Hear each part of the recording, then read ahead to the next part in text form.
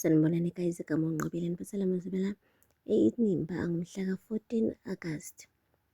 Hhayi-ke guys, uZoleka ugcine egcizelelile-ke ukutshela uHlathi ukuthi kungani engawudinga ngempela umndeni wonke wakaMabandla laphaya emzini wakhe.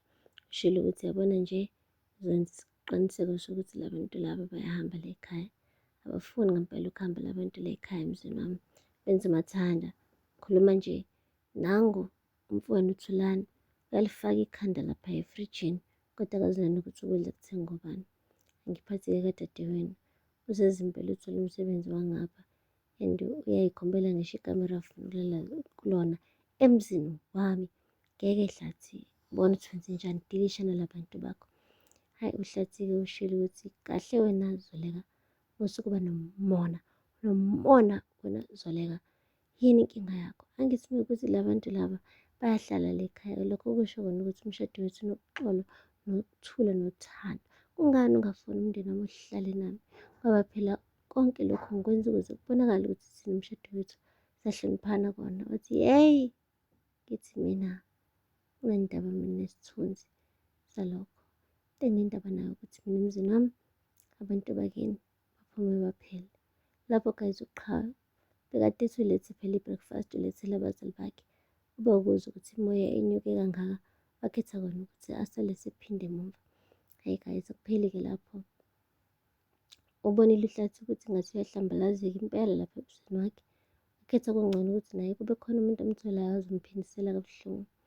Umane nje waqhawe wathi wendodakazi wami ungitshela, ubani lo mfanyana kade ubhizi naye izolo? Wathi umfana. Wathi masuke ebuzisa, ngisho lo nisebenza naye.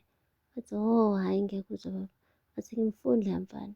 Umfana meyimisele ngawe uyahamba kubo kubazali bakho ebese uyabatshela ukuthi mbali le esengiyibonile ngifuna ukuyikha.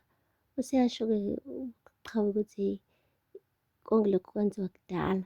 Isikhathi samanje lesi akusenziwa yonke leyo nto. Uyasho uHlathi ukuthi mntanami lo mfana ufuna ukudlala ngawe. Ngikutshela mina ngibonile izolo kade ebhizi lokhu ekuqabula kanzima kabi. Meyimisele ngawe mtshele phela eze la azokhuluma nami. Uyakwazi angithi ukuletha ekhaya egcekeni ekubuyisa emsebenzini manje uzohlulwa yini ukuthi ngqongqoze angene ngomnyango ebese kuyayibika ukuthi ubani yena ufunani futhi kuwena. Hhayi uqhawe umane wakhetha ukuduba ahambe kunokuthi ubaba wakho uyamyala ngiyala kodwa ezinhle guys. Akupheli-ke lapho guys.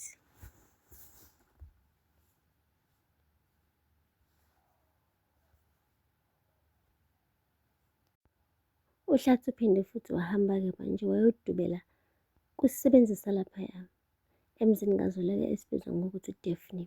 Qale nje ngokuthi asithethise ngokuthi sifike late namhlanje emsebenzini. Washo ukuthi hheyi kufuze ngabe wena la first thing in the morning uzosisebenzela. Wathi ngimaswabi ndade. Wathi umaswabi ini? Hamba olungisa laphaya.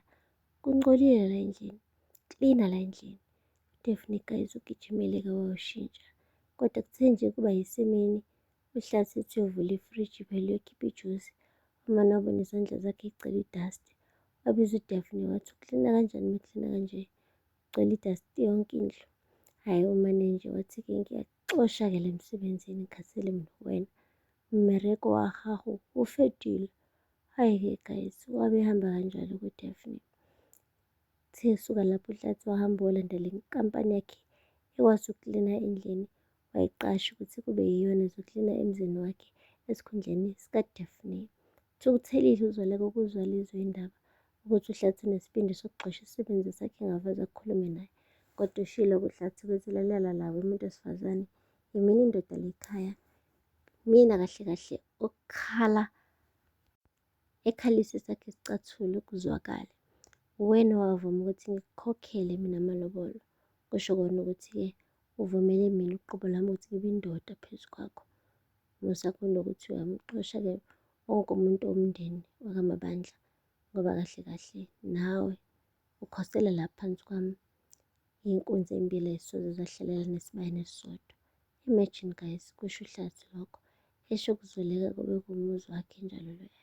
Qede wasuka lapho wahamba uHlathi sho uZoleka bambonga enzansi ebona kahle ukuthi ozohlukunyezwa emzini wakhe. Kwesikakhulu ukuthi uLazarus uyabona ukuthi uZoleka kukhona into engamphethe kahle neze and ngathi u-interested kakhulu ukwazi ukuthi yini. Kodwa-ke uZoleka ugqibile iy'ndaba zomndeni wakhe wenza isiqiniseko sokuthi kubonakala sengathi yonke into ihamba kahle, kanti ngaphakathi ama-cracks akhona impela emshadweni wabo.